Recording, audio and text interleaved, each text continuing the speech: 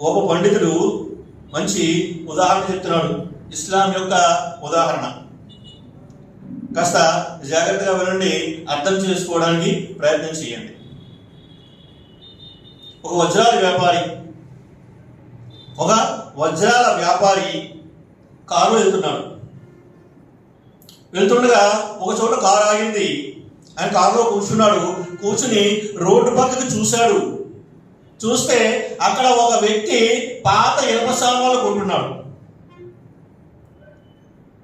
మనం చూస్తుంటాం కదండి, సైకిల్ మీద వెళ్తుంటారు, వెనకాల రేకు డబ్బా పెట్టుకుని మరి కాడాతో ఇనుప సామాన్లు అవి కొంటూ ఉంటారు. ఒకతను పాత ఇనుప సామాన్లు కొంటున్నాడు, అక్కడ తోస్తున్నాడు. అంటే అందులో కేజీ రాయి 2 కేజీ రాయి పెడతారు కదా, అతను తోస్తున్నాడు. ఈ వజ్రాల వ్యాపారి యొక్క దృష్టి అతని కాటాలో తక్కడలో ఉన్నటువంటి రాయిపై పడింది.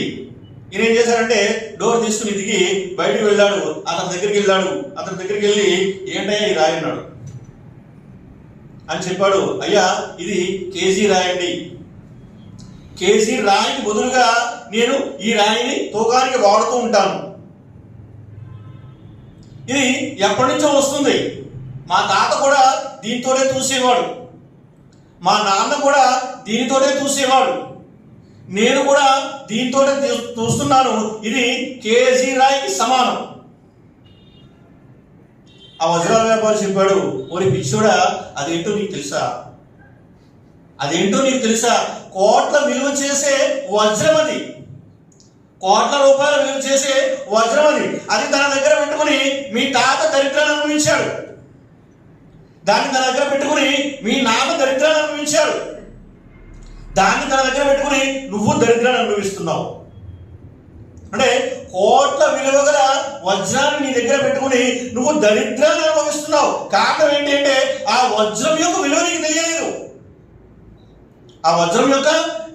తెలియలేదు. తెలిస్తే నువ్వు ఇలా దరిద్రంగా ఉండేవాడు కాదు, ఈ దరిద్రాన్ని అనుభవించేవాడు కాదు. ఆ పండితుడు ఈ ఉదాహరణ చెప్తూ, ఈనాటి ముస్లింల పరిస్థితి కూడా అలాగే ఉంది.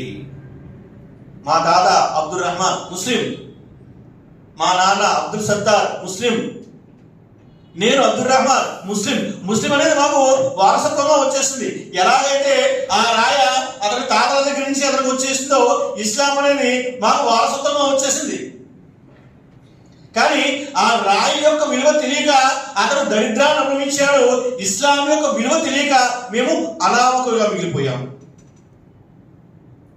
ఇస్లాం యొక్క విలువ తెలియక మేము అనామకులుగా మిగిలిపోయాము. మా తాత అనామకులుగానే